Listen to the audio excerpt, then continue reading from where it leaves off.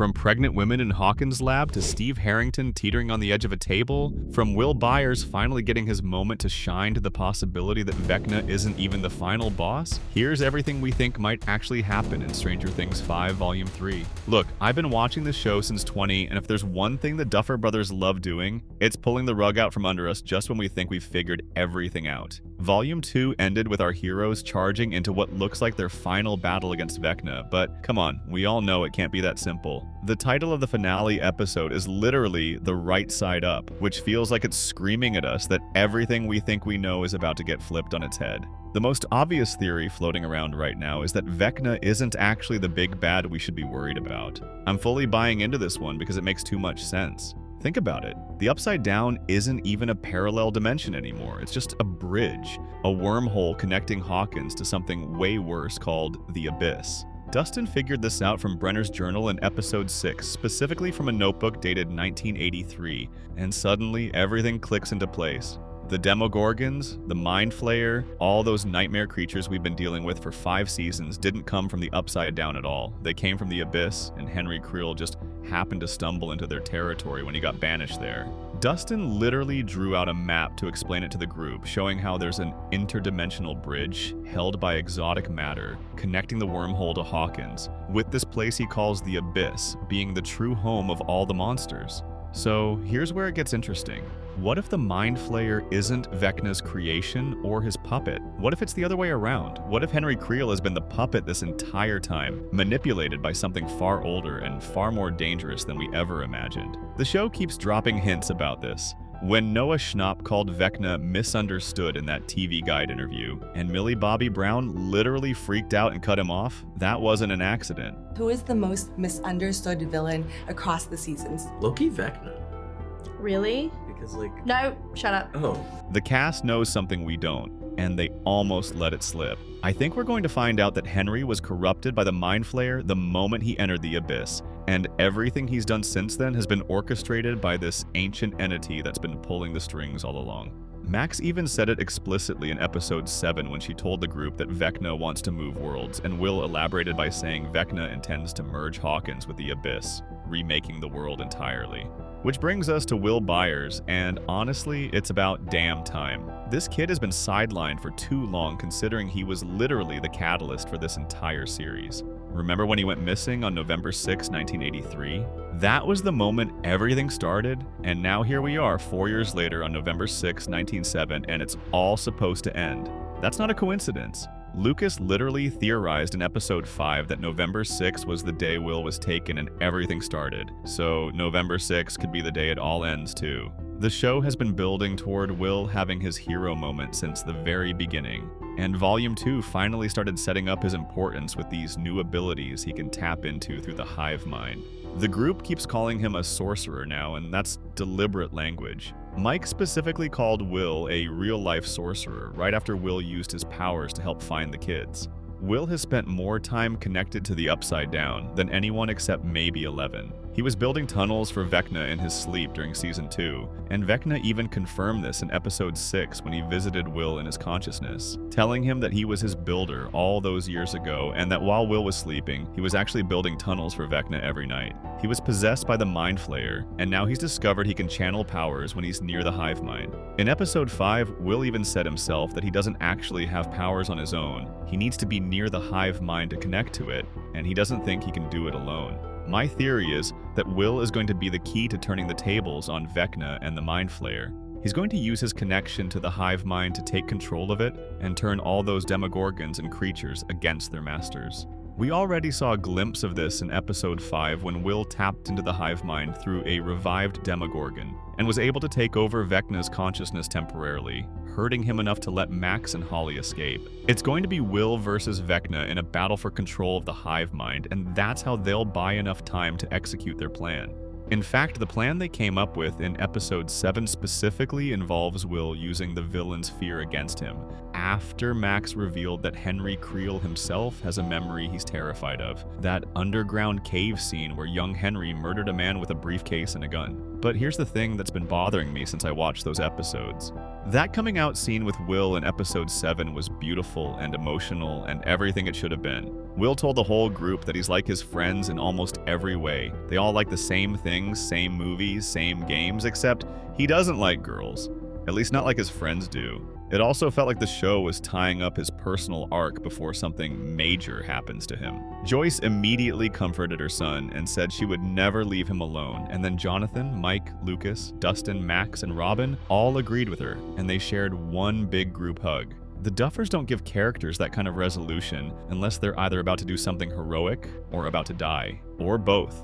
I hate to say it, but I think there's a real possibility that Will sacrifices himself in the finale. The whole reason Will came out when he did was because Vecna had shown him a terrifying vision of the future where the group learns he's gay and they all slowly start to drift away. Vecna used this fear tactic to get what he wanted from Will. So Will specifically said he didn't want to be scared anymore and didn't want to be exploited by Henry again.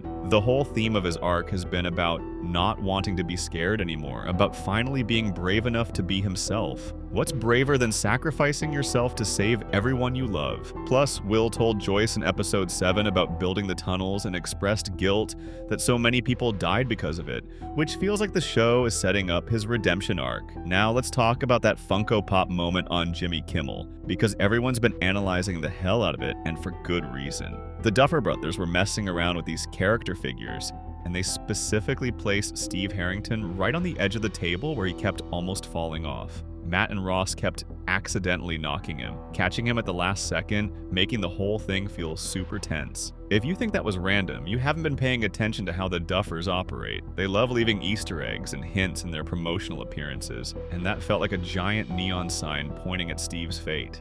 Then he goes, just put him there. Yeah, put him there. This is Steve. Yeah, this is Steve. Oh. Whoa. Oh my God, was 11 in water?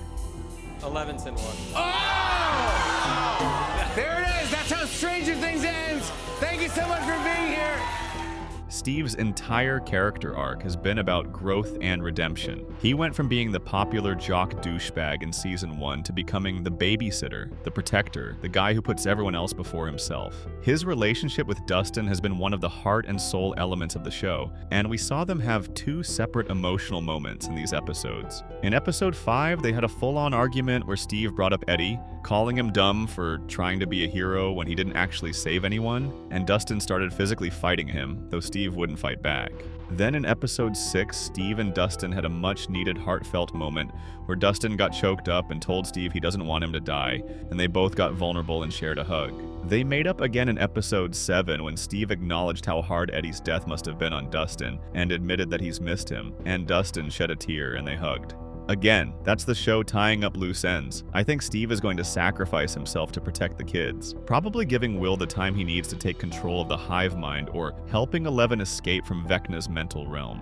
Steve even came up with the main plan in episode 7, what they called the beanstalk idea, suggesting that Eleven and Callie kill Vecna and save the kids while they drop a bomb on the exotic matter, so the bridge collapses. It would be heartbreaking, but also the perfect conclusion to his character arc. He started as someone who only cared about himself, and he'll end as someone who gives everything for others. The whole Jonathan and Nancy breakup also points towards Steve's death being more impactful. They spent episode 6 in that melting room at Hawkins Lab having honest confessions and deciding to end their relationship. Nancy told Jonathan she actually hates The Clash, his favorite band, and it turned into a back and forth of confessions, including Jonathan admitting to never applying to Emerson College. Jonathan even showed Nancy the engagement ring he got her, but instead of proposing, he asked if she will not marry him, and they mutually decided it's time for their relationship to end. That felt like the show clearing the deck. Nancy's not going to end up with anyone romantically by the end of this series, not because she doesn't deserve love, but because she's going to lose the person she was supposed to be with. Steve is going to die saving everyone, and Nancy is going to have to live with the knowledge that they never got their chance to try again. It's the kind of bittersweet ending the Duffers love. Plus, when Nancy and Jonathan thought they were going to die in that melting room, Nancy specifically assured Jonathan that she doesn't feel that way about Steve anymore, despite him being a good person, which feels like the show is deliberately closing that door before ripping it open again through tragedy. Let's talk about Eleven and Kaylee, because that conversation they had about sacrificing themselves on the bridge was not subtle. In episode 7, while sharing their minds, Eleven said that when they blow up the abyss, they can blow up the lab too. But Callie claimed they'll just build a new lab with a new version of Dr. K. She believes it's a permanent cycle they'll never be able to stop for good, unless they sacrifice themselves. She literally suggested staying on the bridge when it's blown up. I think Callie is right, and both she and Eleven are going to die in the finale. Remember that detail from the board game in earlier seasons? They needed to roll a 20 to defeat Vecna. 20 equals 11 plus 8 plus 1. 11, Kaylee, and someone else. My bet is on Will being that third person. The three of them are the ones with powers connected to the Upside Down through Henry's blood, and they're going to have to sacrifice themselves to close the bridge permanently. Speaking of Henry's blood, we got that massive revelation in episode 5 when Kaylee told her story to Eleven. In flashbacks, we saw Kaylee escape from her imprisonment and run through the Hawkins Lab hallways, only to find pregnant women being held and infused with her blood. But the women and their unborn children were dying from it. Kaylee explained to a disbelieving Eleven that it wasn't drugs that gave them and their siblings powers, it was Henry's blood. Dr. K is trying to restart the program with Kallie's blood, but it's not working, which is why Dr. K is so determined to find Eleven, because they want to use her blood instead. It's tragic as hell, but it also makes thematic sense. The children who were given powers through Brenner's experiments would be the ones to end those experiments forever by giving up their lives. But here's where I might be reaching, or maybe I'm onto something. Those pregnant women we saw in the flashback when Callie was escaping, the ones who were being injected with her blood and dying? That's a huge piece of the puzzle that hasn't been fully addressed yet. How many test subjects were there really? The numbering system goes up to 3 digits, which means there could have been hundreds of attempts. We've only seen a handful of numbered children throughout the series. Where are all the others? What if some of those experiments worked? What if there are other powered individuals out there that we don't know about yet? Kids or adults who got abilities from the blood infusions and either escaped or were released? Dr. K was on high alert in episode 5 after Hopper and Eleven not only escaped, but escaped with Kaylee, which suggests how valuable these powered individuals are to the military.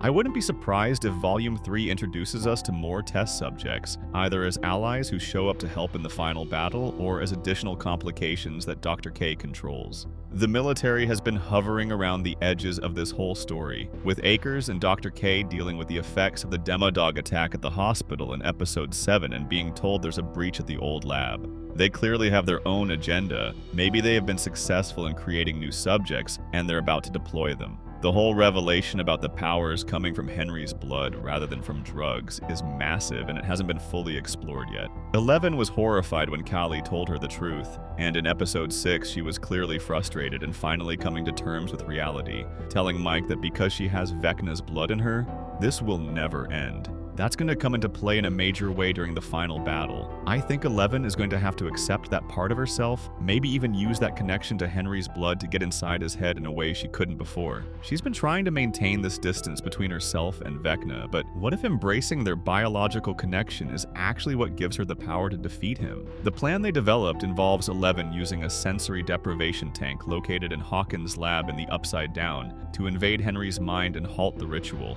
and Max is supposed to help Eleven navigate Vecna's mind since she already knows the layout. Mike's role in all of this feels weirdly diminished right now, which makes me think he's being set up for something important. He's been Eleven's emotional anchor throughout the entire series, and we saw him trying to reassure her when she was spiraling about having Vecna's blood. What if Mike ends up being the one who has to make an impossible choice about Eleven? What if she needs him to let her go to support her decision to sacrifice herself, and that becomes his ultimate test? Not fighting monsters or coming up with plans, but having the strength to lose the person he loves most because it's what needs to happen. Holly Wheeler's storyline is also fascinating because she's basically living out every child's nightmare of being kidnapped and manipulated by a monster pretending to be friendly. In episode 5, Vecna's plan involved painting himself as the kid's hero through Mr. Watsit, telling them a very fake but convincing story that he saved them from monsters and they need to stay at Creel House for their safety. He told them about just the black thing from A Wrinkle in Time and claimed he's found a way to defeat it.